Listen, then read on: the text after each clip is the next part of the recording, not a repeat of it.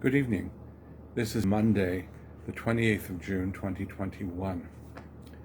At the end of June, in the calendar of both the Eastern and the Western churches, we remember the saints of old, particularly Peter and Paul and the early martyrs. In the West today, the 28th, we remember Saint Irenaeus, who was born in what is now Turkey and died a martyr's death in Lyon, France. The 29th is St. Peter and Paul, and the 30th, the last day of June, is dedicated to early martyrs of Rome and of various other places, depending on whose calendar you're looking at, whether it be Roman Catholics or Episcopalians or Lutherans. I'd like to share with you a reading from Acts of the Apostles and a reflection on that reading by Pope Francis. I found it quite touching. So here we have the beginning of the 12th chapter of Acts. In those days, King Herod laid hands upon some members of the church to harm them. He had James, the brother of John, killed by the sword, and when he saw that this was pleasing to the Jews, he proceeded to arrest Peter also. It was the feast of unleavened bread. He had him taken into custody and put in prison under the guard of 4 squads of 4 soldiers each. He intended to bring him before the people after Passover. Peter thus was being kept in prison, but prayer by the church was fervently being made to God on his behalf.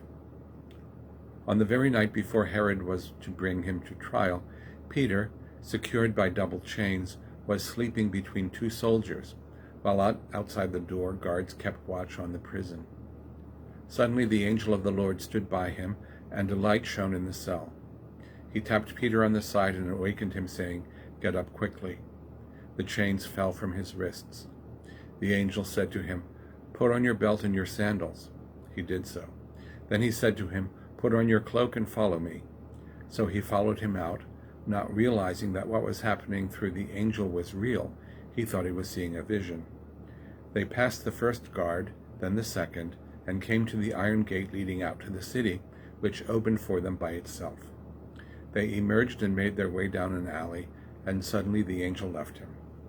Then Peter recovered his senses and said, "Now I know for certain that the Lord sent his angel and rescued me from the hand of Herod, and from all that the Jewish people had been expecting." Here is a reflection by Pope Francis. Peter and Paul were very different individuals. Peter, a fisherman who spent his days amid boats and nets, and Paul, a learned Pharisee who taught in synagogues. When they went forth on mission, Peter spoke to Jews and Paul to pagans, and when their paths crossed, they could argue heatedly, as Paul is unashamed to admit in one of his letters.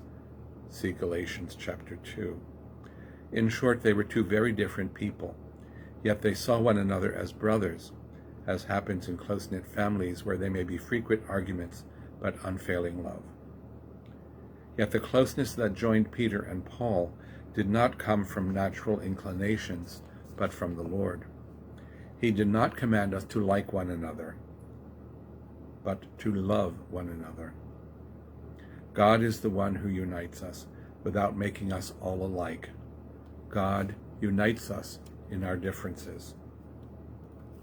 The reading we heard from Acts brings us to the source of this unity. It relates how the newly born church was experiencing a moment of crisis. Herod was furious, a violent persecution had broken out, and the apostle James had been killed, and now Peter had been arrested. The community seemed headless, everyone fearing for his life. Yet, at that tragic moment, no one ran away. No one thought about saving his own skin. No one abandoned the others, but all joined in prayer. From prayer they drew strength. From prayer came unity more powerful than any threat. Let us notice something else. At that dramatic moment, no one complained about Herod's evil and his persecution. It is pointless, even tedious, for Christians to waste their time complaining about the world, about society, about everything that is not right. Complaints change nothing. Let us remember that complaining is the second door that closes us off from the Holy Spirit. The first is narcissism, the second, discouragement, the third, pessimism. Narcissism makes you look at yourself constantly in a mirror. Discouragement leads to complaining, and pessimism to thinking everything is dark and bleak. These three attitudes close the door to the Holy Spirit.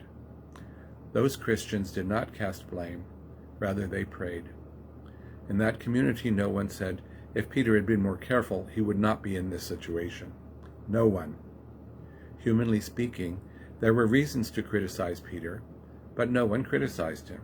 They did not complain about Peter, they prayed for him. They did not talk about Peter behind his back, they talked to God. We today can ask, are we protecting our unity in the church with prayer? Are we praying for one another? What would happen if we prayed more and complained less, if we had a more peaceful and tranquil tongue? I wish you a pleasant evening.